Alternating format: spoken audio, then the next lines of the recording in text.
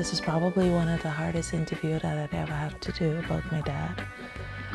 My name is Afia. I'm currently a registered nurse on a cardiac unit in Saratoga Springs, New York. My dad was Errol Gregory Barrow.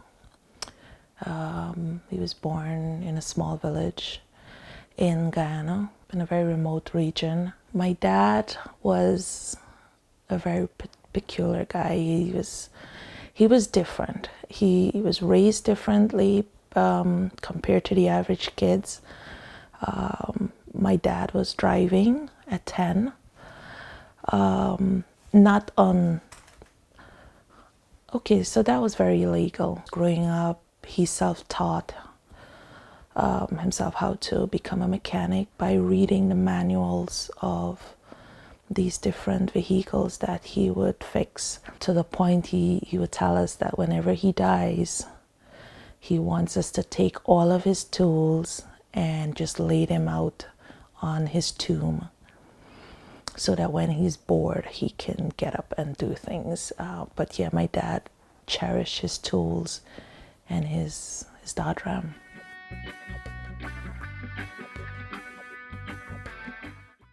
Growing up, I was very close with my dad. My dad had 4 girls, no boys, and so he always treated me as though I'm the boy. He used to call me his right hand. We were close, we were different. We had a different relationship. I know that I can be very straightforward with my dad and he would listen compared to my other siblings. He valued my opinion a lot about stuff.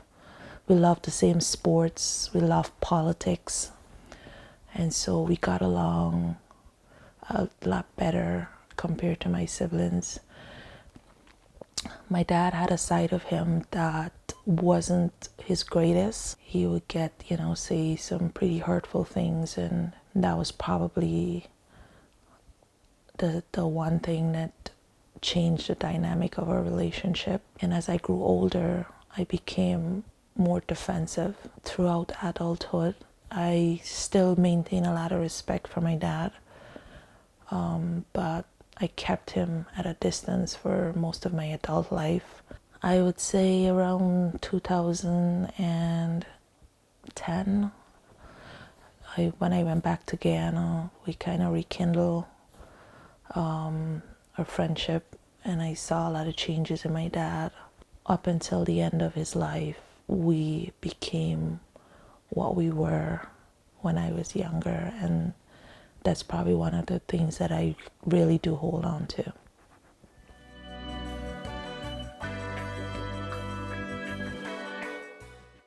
I was hospitalized at 8 years old, and while being there in this children's unit where you had a lot of sick kids, but also a lot of kids that was pretty much abandoned by their parents on the unit, and I would help the nurses take care of these kids, like feed them and play with them and try to keep them entertained, because they were not actually sick, they were just there because they didn't have any parents. And so from then on, I started to love the feel of nursing.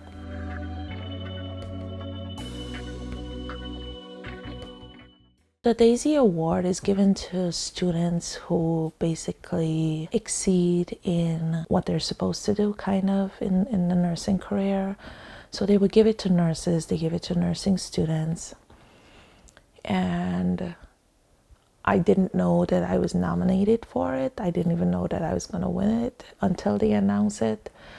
And so I was told that I was nominated a lot by my professors. I accepted it and I was very appreciative of it, but I returned it back to my class. I went to school during COVID. It was probably one of the toughest times as nursing students to have to adjust to a whole new way of learning. And we worked really hard. And I felt that as a graduating class, we all should have gotten the Daisy Awards. So I returned mine back to the school, which is now housed in a glass cabinet in the hallways of the campus.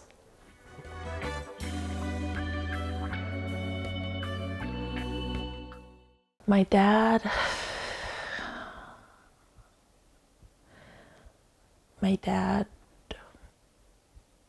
he called me. I was studying for an exam. And he called me to do his usual talking. And I said to him, Dad, I'm studying.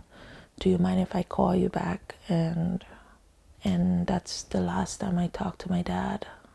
I never get to talk to him that weekend because he died. He died a few days later. Died of a massive heart attack. The way it was described to me was, the way they found him, because in Guyana, being a third world country, like calling 911, you might as well die. And I screamed. My husband likes to describe it as something he never wants to hear again. I screamed. I was so in shock. I cried for a long time. I still do. I listen a lot to his music because he loved music, and I still grieve him a lot. I watched his funeral live on Facebook. He died in the height of COVID, November 2020, and travel was restricted pretty much everywhere. And so we just couldn't go back because of that. COVID was the reason I didn't get to go home. If you could tell your father one thing, what would that be?